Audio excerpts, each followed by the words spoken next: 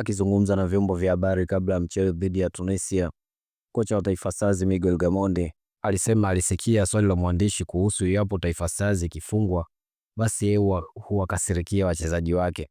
Gamondi alijibu kwa kusema hapana, kwani mpira wa miguu ni mchezo wa makosa na ni lazima kufanya makosa ili uwe bora. Kocha huyo hakuishia hapo, aliendelea kueleza kuwa anaipenda sana kazi yake na anawapenda wachezaji wake, jambo linalompa ari ya kuendelea kufanya kazi ya kujenga timu imara.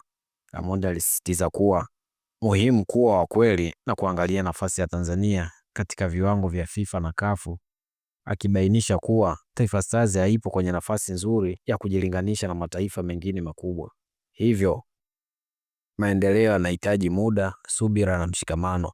Kuhusu uteuzi wa kikosi, Gamondi alisema kuwa Bwana Samata anaweza kuanza au akaanzia benchi, kwani kwake wachezaji wote wako sawa. Alieleza kuwa hii timu ya taifa na hakuna mchezaji aliye na uhakika wa kuanza. Kuhusu uteuzi wa kikosi, Gamondi alisema kuwa Bwana Samata anaweza kuanza au akaanzia benchi, kwani kwake wachezaji wote wako sawa. Alieleza kuwa hii ni timu ya taifa na hakuna mchezaji aliye na uhakika wa kuanza kila mchezo. Aliongeza kuwa Samata na Miroshi wanacheza Ulaya, lakini hilo pekee halitoshi kusema kuwa ni lazima waanze kikosi cha kwanza bila kuzingatia maandalizi, mfumo wa timu na mahitaji ya mchezo husika. Usahau kulike, kushare na kusubscribe.